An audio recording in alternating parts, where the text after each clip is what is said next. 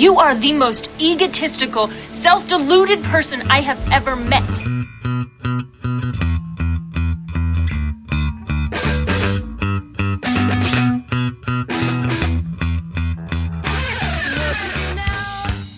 And welcome back. You are listening to Loudbeard Sports. I am your host, Loudbeard, and with me, as always, is the one, the only, the beautiful DD. Welcome along, DD.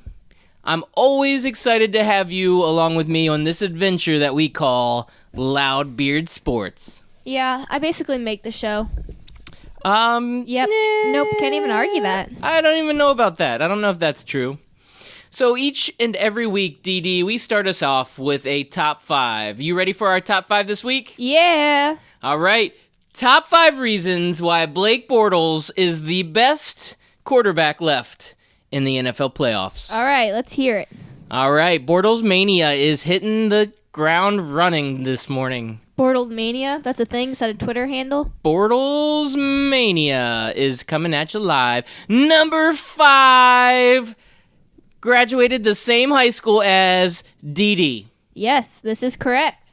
Number 4, UCF legend like Loudbeard. Except minus the legend part. Number 3, lives in the same state as Loudbeard and DD. Yes, these are all true. Number 2, he is not Tom Brady.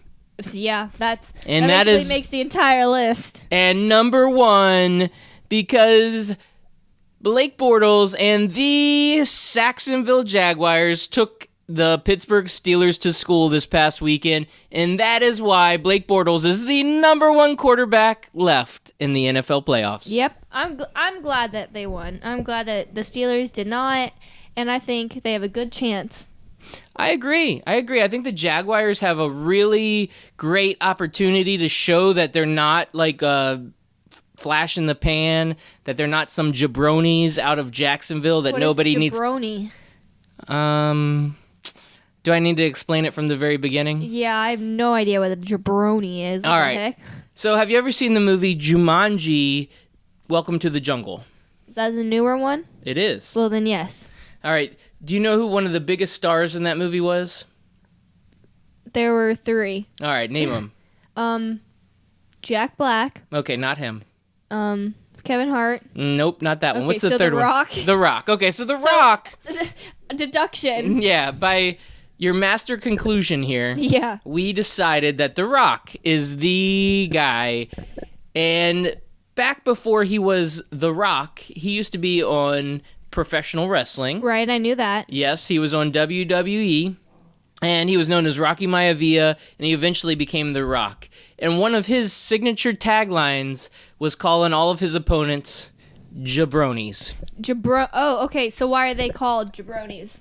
I don't know. It's just kind of like just kind of stuck. Hey, you punk, you You jabroni, punk. You punk. Yeah, you whatever you want to call them, but they're jabronis. So Jacksonville wants to prove that they are not jabronis.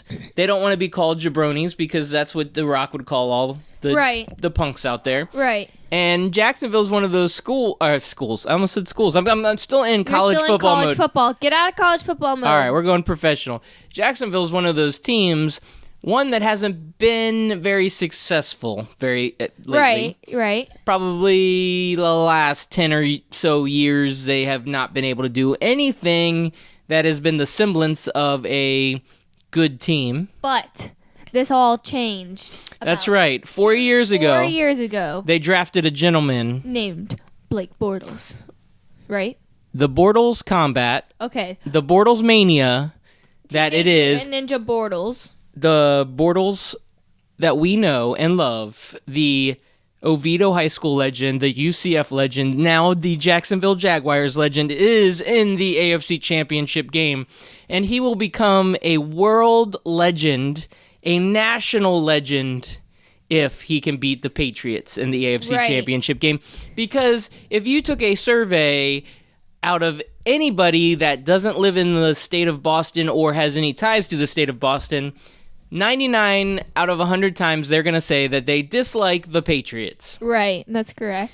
And the team that can beat the Patriots, especially an underdog team with a quarterback that has been getting criticism left and right, like a Blake Bortles, that can come in there into Foxborough and beat the Patriots, would become a thing of legends. That would be awesome to see Jacksonville in the Super Bowl. So we'll see how that happens. Yeah, it would be legendary. I'm thinking it could happen. It could definitely happen. I think there's a really good chance. Like, it could definitely happen.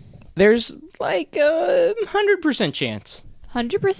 No, nothing's 100%. No. You know, meteorologists always like to tell me, oh, yeah, there's a 100% chance of rain today. You can't predict weather in Florida. That's what I don't get. Lies. Stop trying to predict the weather. Lies. They are all lying to us, Dee You Dee. can all tell us that it's going to be a sunny day, but then here comes rain, and you're like, oh, that wasn't on my weather app. Well, Yeah, my radar didn't have that on there. You can't predict Florida's weather. It's just a simple fact. Meteorologists give up. That is so true, Dee Dee. So we'll get into the NFL playoffs because I feel like that was the news of the weekend that really needs to get kind of covered the most. And we'll start out. Jacksonville plays the Pittsburgh Steelers.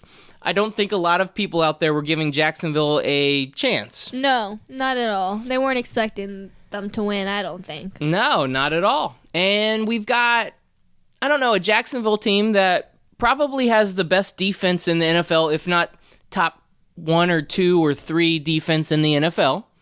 You have a running game with Leonard Fournette, who he can't be stopped. This guy is just a wrecking ball when he's out there.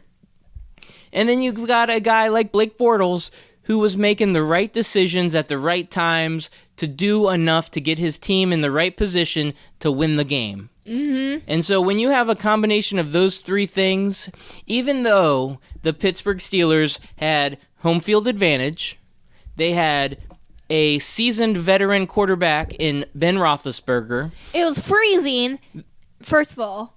And they're from Florida. 18-degree weather, not good for Floridians. No, we're not used to that. Like, what? I mean, those poor guys out there. On the sidelines, they zoomed into, they zoomed into Bortles, and he was just, like, fascinated with seeing his breath in the air. Yes, that was the thing. I think that became a pretty popular meme over the weekend. Probably. I mean, the Bortles meme.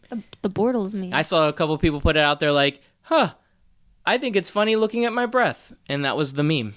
And it's Bortles just staring there, like, looking like googly-eyed at his breath. Okay, some people should not make memes. Okay? Yeah, that wasn't a great one. No.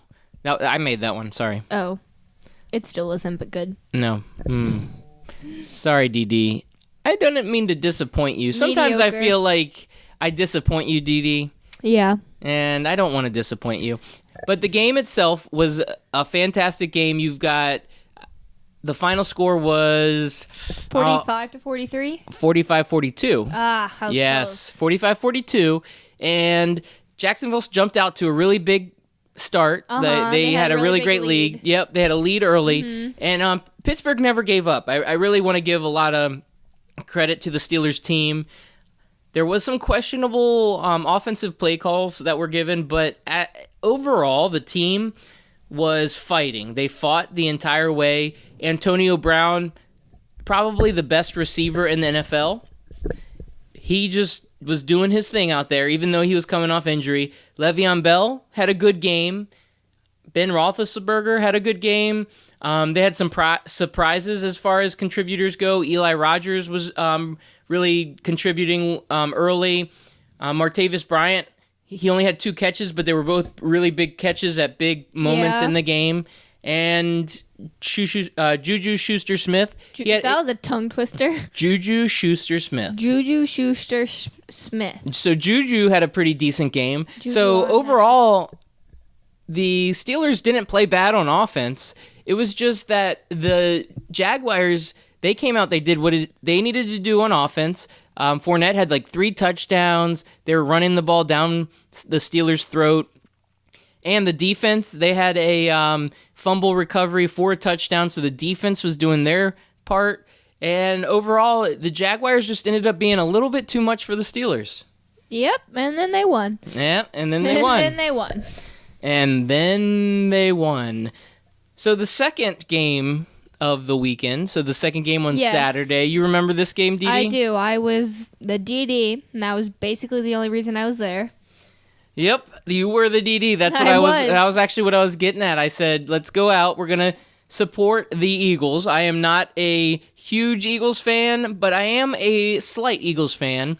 And as a Redskins fan, I do feel like some people probably would dislike the fact that I like the Eagles also. Yeah, it's not common. I do have family. You have family. We have family up in the Philadelphia area. The Flippadelphias. And they supported us and sponsored us this week. Sponsored us. And gave us some Eagles gear. Mm-hmm. So we went full family. We did. Everyone was wearing a piece of Eagles clothing. We went all out. We did. And we went out in public like that. Out in public, yeah. I actually said to myself, man, this feels really weird being out in public wearing a jersey, because I had a Carson Wentz jersey, even though he's hurt. Yes. Supporting the Eagles. I was wearing a Carson Wentz jersey. I said, this is the first time I've ever worn a jersey out in public that wasn't a Redskins jersey, so super weird. Yes, it was. And, I mean, I gotta say, the green color looks good on my skin tone. Yeah, I looked good, too. Right? Anyways. So, wait, I take that back. I've worn a Bucs jersey before. I have a nice Bucs jersey. You so do. You have the I like the Bucs. I like the Eagles. I like the Redskins. Redskins are my number one team, but it felt weird being out supporting the Eagles. But I was, and I was all in. Yes. I said Eagles from the very beginning. I said they were going to win it. And this ended up being... It was a good game. We'll call it a slobber knocker. Okay. Did you feel like this was a slobber knocker? I don't even know what that word means, so I can't really say. It's unfortunately another wrestling reference. I'm not even a huge wrestling guy. I used to be when I was young, back when The Rock was a big deal, but... Like, little kids, like, boys were... I was when I was a boy, but I also, I had a moment in high school where there was, a year of my life where I was like... You were one of those. Still am. One of those. Oh, gosh. Oh, geez. Oh, gee. All right, so we had a great game with the Steelers and Jags, but then we led into a great game with the Eagles and Falcons, and it wasn't a very high-scoring game. It was a very defensive-minded game. The Eagles' defense came out to play, so we ended up pulling it out 15-10, and I drank a lot. I will be honest with you. I was going pretty regular. I wasn't going fancy beer. No. Sometimes we do a beer of the week here at Loudbeard Sports. I did not do a beer of the week at the Eagles game. I went Coors Light. Coors Light's my standard fallback American brewski. And I had several of them because I knew that as I was drinking that I had a plan to get myself home safely. Diddly. And that plan was not dilly. Oh. Or diddly. I don't really know it. I was just saying it because that's all I remembered. So what are the initials of dilly? DD. Exactly. And that's how I got home safely. So I went out, represented, wore Eagles clothing, and got the victory. And the Falcons, unfortunately, did not come away with a victory. Nope. So sorry, Matt Ryan. And that's right. And then we go into some of the other games that were going on. Some interesting games we had. Well, we say interesting games because there were some interesting games. But then there were some not. There was one really bad game. Yeah. Okay. Explain. So we're going to bring up this really bad game. So you have the New England Patriots. Yes. They are not a very liked team. So while this game was going on, I actually put out a tweet, did a little poll on my own page, the @KyleScout Team page, not the Loudbeard Sports page on Twitter. Not my Twitter handle for Loudbeard Sports, but my Twitter handle for @KyleScout Team, which you can always tweet at me, catch me if you can. Catch me if you can. Catch me outside. How about that? Oh, good Lord. So Let's not bring that back. The Twitter poll was actually, who is hated more right now, the New England Patriots or Donald Trump? Did you see this? I saw this. I didn't vote, but what were the results? Wait a second. You didn't vote? No. Can you tell me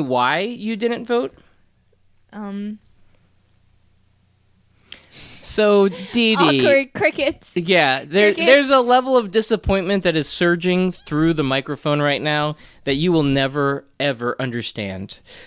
But I will move on from that. I will move on like, a good Loudbeard would do. So this, right now, the poll has ended. There was 296 votes. Oh, dear. And 65% of voters said that the Patriots are more hated than Donald Trump. Interesting. And this is coming on the heels of Donald Trump making some shithole comments. Oh, good Lord. Did you hear about all that in the mess? I did. So we're not and okay. The thing is, I don't think he's come right out and said that. He hasn't said it, or he did say it, which I think is the most frustrating thing. Like, I would just rather know if he actually said it or not.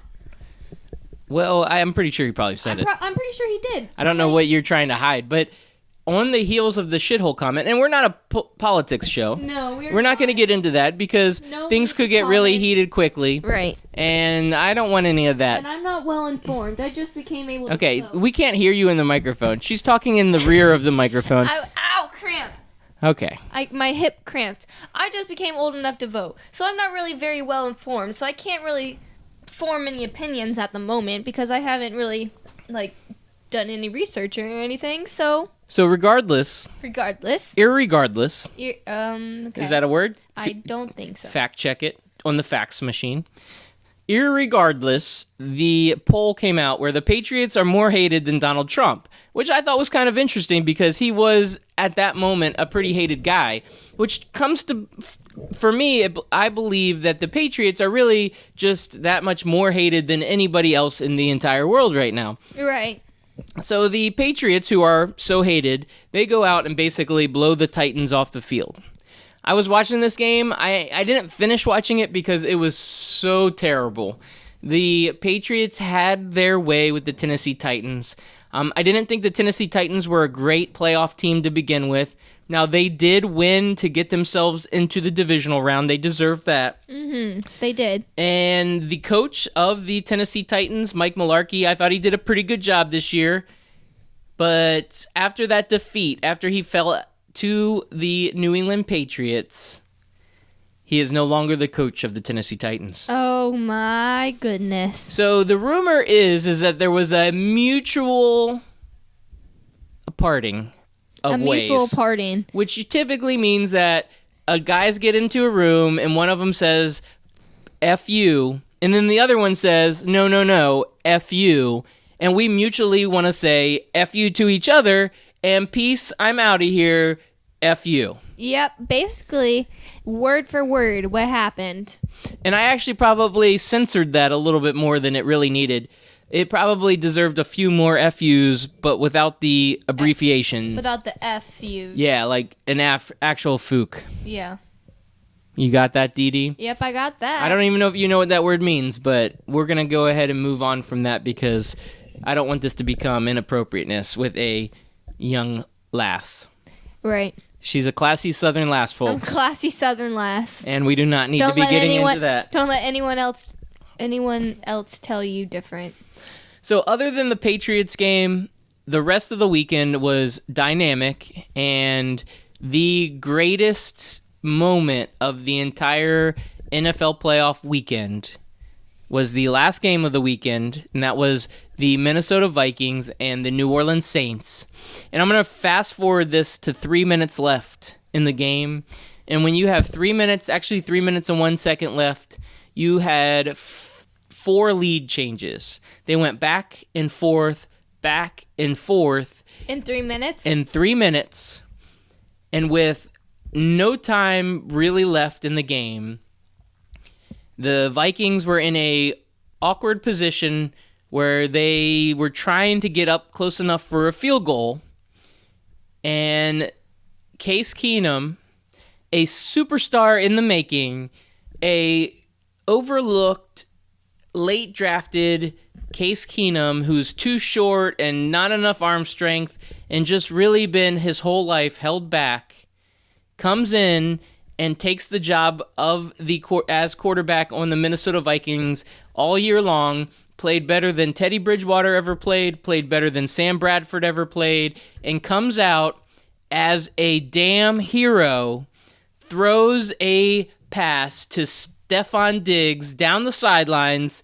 The safety comes to make a play and totally whiffs on Diggs. And Diggs goes all the way in the end zone as time expires to win the game on a winning touchdown. It was a beautiful sight to see, DD. I wish you would have been there to see it. Yeah, well, you weren't there to see it either. We watched it on TV. Well, the television made me feel like I was there. The moment was there. You know why the moment I felt like it was there? Because the camera zooms in on Case Keenum as he's making this throw, and he has this look on his face like, holy shit, did that just happen? And then he looks around like, somebody, like, did that just happen? Pinch me, pinch me, pinch me. Did that just happen? And then he gets a hug from one of his linemen, and then he says, holy crap, and then he darts down the field 20 yards, and then stops and looks around and says, holy shit, did that just happen? Did that just happen? And then somebody else hugs him, and then he runs on down to the end zone where Stefon Diggs is, and Stefon Diggs is sitting there holding the ball out. He drops it, does one of those like arms out, like I'm on top of the world. They actually did a Titanic version of the replay of this, but anyway, that's a side note. You should check it out. It's actually pretty entertaining. So he's on top of the world like the Titanic, and he's looking at the fans. The crowd is freaking blowing up because it's in Minnesota. Like, it's just deafening sound, and it's one of those moments, like, I mean, these guys are crying. They cannot believe it because they fought back and forth against the great Drew Brees, against the New Orleans Saints offense that was just giving it to them. And this offense with Stefon Diggs, Adam Thielen, and the great Case Keenum made the play of the entire NFL playoffs up until this point. It was a masterpiece. Poor safety. He probably is, like, he oh, God, that's just... You have to know in the locker room, and oh Lord, that's upsetting. Yeah, if he would have made that play, I believe the Vikings would have had a chance at a field goal at that point. So it would have been a little bit different, but the Vikings won because of him missing. Right. And he was a rookie. He's had a great year, and he's part of the reason why the Saints have done so well, because the Saints defense has kind of been transformed. And it wasn't Marshawn Lattimore, who's one of the Rookie of the Year candidates for the Saints, but it was, I can't remember his name off the top of my head. I apologize. I should fact-checked it. On the fact machine. But he missed a play that was probably the biggest play of his career at that point. Oh, for sure. And just an absolutely exciting moment. As a sports fan, those are those moments that you're like, holy crap, I'm glad I witnessed this. This is one of those moments where you're like, 20 years from now, they're going to be showing highlight films from the playoffs, and this is going to be one of those ones that makes it. No other play in this entire NFL playoffs will make it into a highlight film, but that play will, and I think that is amazing. Now, we still have a couple matchups coming up. We have the AFC Championship and the NFC Championship. So now the Philadelphia Eagles, who they got a nice win over the Falcons, right? They have to go up against this red-hot Minnesota Vikings. But the Philadelphia Eagles are the number one seed, so the Eagles are going to be able to get a game at home. It's not going to be in a dome, so the Vikings lose a little bit of that home field advantage. It'll be a great game. Absolutely great game. Right. Dee Dee, who are you going for? If you go Minnesota, Eagles, I didn't even finish the question. The Eagles. I didn't even finish the question.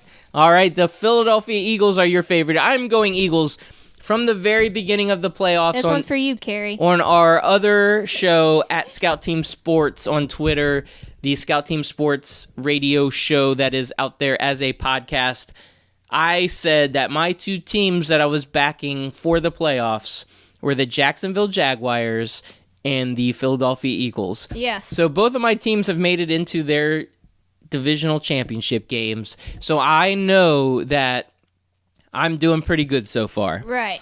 Now, the other game is going to be the New England Patriots and the Jacksonville Jaguars. So what do you think in that game? Who do you got, Dee Dee? Patriots. I'm kidding. Dude, you are such a you're not a DD, you're a DB. You know what that stands for? What does that stand for? I have no idea, but I just wanted to see the look on your face. Douchebag. I just wanted to see the look on your face. Of course I'm going with Jacksonville, freaking Blake Bortles. That's right. Our man, Blake Bortles. It's not that we have any ties to him, even though he went to your high school and he graduated from my college. Like I don't know it's not him. like he's a legend in the state of Florida or anything.